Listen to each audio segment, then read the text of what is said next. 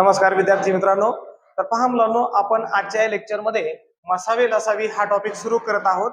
तर मुलांनो, दिलेल्या संख्यांचा मसावी आणि लसावी कसा काढायचा आहे ते आपण यामध्ये पाहूया.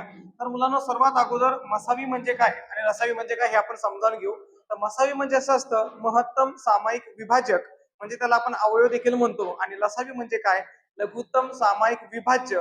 तर विभाज्य म्हणजे काय, दिलेल्या संख्येचा पाढा असं त्याला म्हटलं जातं. तर मुलांनो, 8, 12 आणि 18 हे आपल्या समोर उदाहरण आहे. आपल्याला काय करायचंय, याचा मसावी आणि लसावी दोन्ही गोष्टी काढायच्या. तर मुलांनो, यांचा मसावी आणि लसावी काढण्यासाठी आपण अवयव पद्धती वापरणार आहोत. तर काय करायचं मुलांनो, ह्या तीन संख्या अगोदर लिहून घ्यायच्यात. त्यानंतर ह्या तिघांना पण भाग जाणारी अशी संख्या आपल्याला शोधायची आहे. तर पहा मुलांनो, 8, 12 आणि 18 या तीनही संख्या समसंख्या आहेत, म्हणजे त्या दोनच्या पाड्यामध्ये आहेत. तर सुरुवातीला काय करायचं, शक्यतो छोट्या संख्येने आपल्याला त्याला भाग द्यायचा आहे. तर मुलांनो पहा, मग सर्वप्रथम मी त्याला 2 ने भाग देतोय. तर 2चा पाढ आपण म्हणूया 2 चोक 8, म्हणजे 8 ला 2 ने 4चा भाग जातोय. त्याचा भाग जाईल ते आपल्याला खाली लिहायचंय. त्यानंतर 2च्या पाड्यामध्ये 12 आहे, 2 सख 12 म्हणजे इथं 6 लिहिलं आणि 2 9 18. ठीक आहे.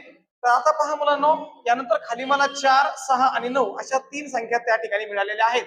आता आपण काय करायचंय, ह्या तीनही संख्यांना भाग जाणारी एखादी संख्या असेल तर ती पाहायची मुलांनो. तर पहा मुलांनो, 2 ने 4 ला भाग जाईल, 2 ने 6 ला जाईल, पण 2 ने 9 ला भाग जाणार नाही. त्यानंतर 3 ने जर आपण भाग दिला तर 3 ने 6 ला जाईल आणि 9 ला जाईल, 4 ला भाग जाणार नाहीये. म्हणजे याचा अर्थ तीनही संख्यांना भाग जाणारी संख्या आता आपल्याला मिळणार नाही.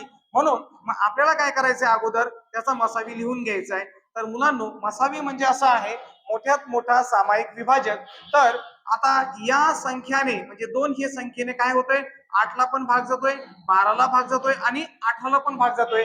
याचा अर्थ 2 हा त्याच्यामध्ये सामायिक अवयव आहे. आणि मग सामायिक अवयवांचा जो गुणाकार असतो आपण त्याला काय म्हणतो, मसावी म्हणतो. या ठिकाणी फक्त 2 या संख्येनेच या सगळ्यांना भाग गेलाय, म्हणजे या संख्यांचा मसावी किती असणार आहे, 2 असणार आहे. तर आता मुलांना मग काय करायचं, लसावी काढण्यासाठी या दिलेल्या जेवढ्या संख्या आहेत त्याच्यापैकी कमीत कमी 2 संख्यांना जरी भाग जात असेल तरी आपल्याला त्याला भाग देऊन घ्यायचा आहे. तर पहा मुलांनो, 4 आणि 6 या संख्या 2च्या पाड्यामध्ये आहेत, म्हणून त्याला 2 ने परत भाग देऊया. 2 दुणे 4, 2 त्रिक 6 आणि 9 ला 2 ने भाग जात नाहीये, म्हणून जशीच्या तसं 9 काय करायचं, आपण लिहून घ्यायचंय. तर त्यानंतर मुलांना पहा, आता त्यानंतर 2 हा एकटी संख्या आहे, तिला 2 ने भाग जाईल आणि 3 आणि 9 या दोन संख्यांना 3 ने भाग जातोय, म्हणून आपण काय करू, आता याला 3 ने भाग देऊया मुलांनो. 3 एक 3 आणि 3 त्रिकी झाले 9. या 3 ने 2 ला भाग जात नसेल तर ती संख्या मुलांनो जशी तशी काय करायची, खाली घ्यायची. ठीक आहे. तर आता पहा मुलांनो, मग इथं 2 आणि 3 ह्या दोन संख्या उरल्यात. ह्या दोन संख्यांना कुणीही भाग जात नाहीये, त्या स्वतः संख्या सोडून.